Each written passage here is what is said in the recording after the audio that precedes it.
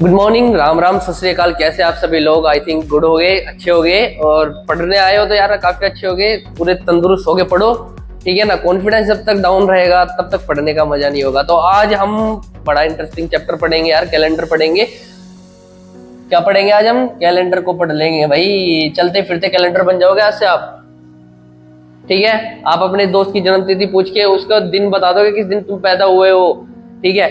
आज आपकी जहन में उतरेगा कैलेंडर चैप्टर। रीजनिंग में आज के बाद कैलेंडर में तो आप लोगों को दिक्कत आने वाली नहीं है, इतनी गारंटी मैं आप लोगों को दे सकता हूँ, ठीक है। इतना विश्वास आप लोगों को दे सकता हूँ, आप लोगों को रटवा दूंगा यार इसको। इसके बिल्कुल डीप लो चलेंगे आज कैलेंडर के, ठीक है। बिल्कुल डीप में घुस जाएंगे कैलेंडर के। चलो स्टार्टिंग करते हैं कैलेंडर चैप्टर से। कैलेंडर को स्टार्ट करने से पहले आप दो चीज को समझ लो कैलेंडर में होते हैं, क्या होते हैं। एक होता है आपका लीप ईयर।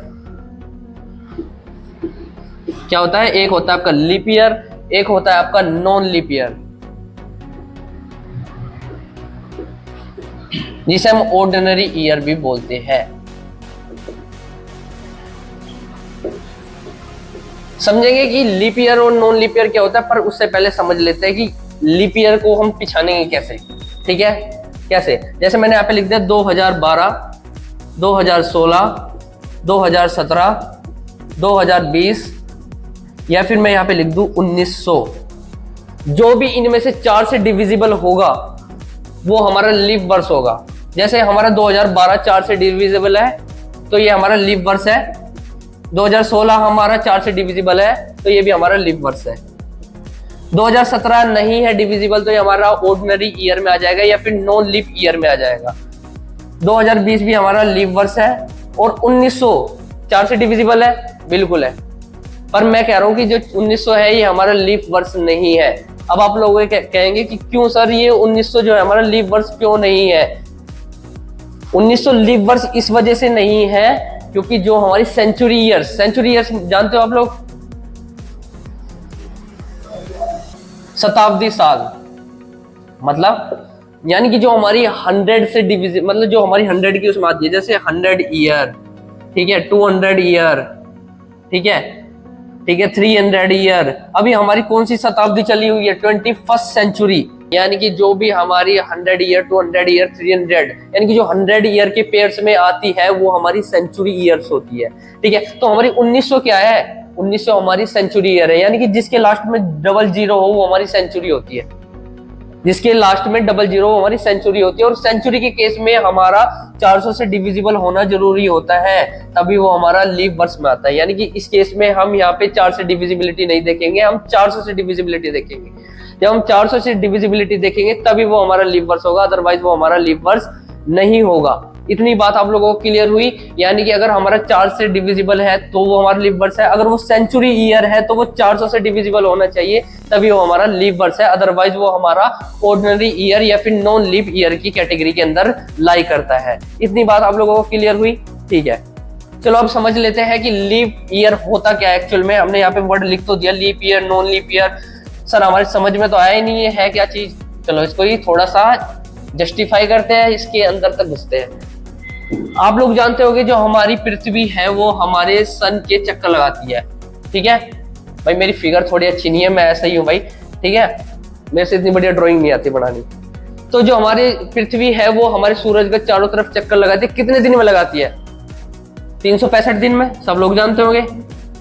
लेकिन वो एक्चुअल में 365 दिन में नहीं लगाती, वो लगाती है 365 दिन, 5 आवर, ठीक है, 48 मिनट, 45 सेकंड के अप्रोक्स, जिसे हम 6 आवर कंसिडर करते हैं। यानी कि 6 आवर मिला के 4 साल में हमारा एक नया दिन बनता है, जिसे हम 29 फेब के नाम से जानते हैं। 4 साल में ही आता है ना 29 फरवरी। आप लोग जानते होंगे 29 फरवरी कब आता है? 4 साल में ही तो एक बार आता है। तो यही हमारा लीप वर्ष है। और बाकी के जो हमारे 3 साल थे वो कौन से हुए? ऑर्डिनरी ईयर या फिर नॉन लीप वर्ष हुए। इतनी बात क्लियर है आप लोगों को? ठीक है, इतना तो कोई डाउट नहीं होना ना। हमने क्या समझा? ज्यादा कुछ नहीं समझा अभी तक। हमने कैलेंडर के अंदर leap year, non leap year समझा और लीप ईयर वर्ष किस वजह से है वो हमने समझा, क्योंकि हमारी जो पृथ्वी है वो सूर्य का चक्कर लगाती है 365 दिन 5 घंटे 48 मिनट 45 सेकंड में, जो कि हम 6 आवर्स कंसीडर करते हैं। ये 4 साल में 6 आवर लगा के एक दिन बनाता है। उस एक दिन को हम 29 फरवरी के नाम से जानते हैं, इसलिए हम उसे बोलते हैं लीप वर्ष। ठीक है, चलो थोड़ा सा और इसको समझ लेते हैं। अब आप लोग मुझे बताओ, अगर मैं यहां पे लिख दूं कि 500 साल में कितना, 500 साल में कितने लीप वर्ष होंगे, कितने लीप ईयर्स होंगे, बता सकता है मुझे कोई? चलो, यानी कि 1 से लेके 100 तक कैसे करेंगे? 1 से लेके 100 तक 100 को डिवाइड कर दो। मैंने अभी बताया था ना, 4 से डिवाइड कर दो। 4 से डिवाइड करने के बाद कितना है? 25। लो भैया, हो गया डिवाइड। तो ये 25, तो यानी कि एक पहली साल से लेके 100 तक 25 लीप वर्ष होने चाहिए। नहीं, 25 नहीं होंगे, ये होंगे 24। क्यों? क्योंकि 100 तो हमारी सेंचुरी है, शताब्दी साल है, तो ये लीप वर्ष में काउंट होंगे ही नहीं। तो यानी कि हम कह सकते हैं 25 माइनस 1, यानी कि 1 से लेके 100 तक कितना हुआ? 24 ईयर हुआ।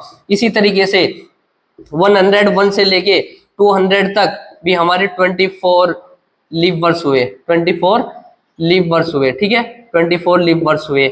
ठीक है, 201 से लेके 300 तक भी हमारे 24 लीप वर्ष हुए, और 301 से लेकर 400 तक 25 हो गए, क्योंकि यहाँ पे हमारी जो शताब्दी साल है, यानी कि जो 400वीं ईयर है, ये 400 से डिविजिबल है, इस वजह से यहाँ पे 25 लीप वर्ष होगी। लेकिन हम लोगों ने तो 500 साल में पूछा कितने लीप वर्ष आएंगे, तो हम यहाँ पे देख लेते हैं। अभी 401 से लेके 500 तक भी हमारे 24 आएंगे। अब इन चारों को एक साथ प्लस कर दो और आपका आंसर आ जाएगा। ठीक है, इतनी बात आप लोगों को क्लियर हुई कि 500 साल में कितने लीप वर्ष होते हैं। ठीक है, चलो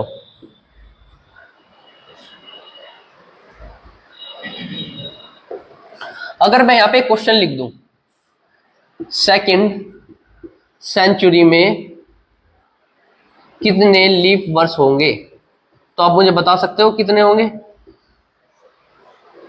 अब बहुत से लोग यहाँ पे बोल देंगे कि सेकंड सेंचुरी तक तो सर यहाँ पे 48 लीप वर्ष होंगे, 48 लीप वर्ष होंगे। नहीं भाई, 48, मैंने सेकंड सेंचुरी का पूछा, सिर्फ सेकंड सेंचुरी की बात हो रही है यहाँ पे 1 से लेके 200 की बात नहीं हो रही, यहाँ पे 100 से लेके 200 की बात हो रही है, और 101 से लेके 200 तक अभी तो बताया था 24 लीप वर्ष होते हैं।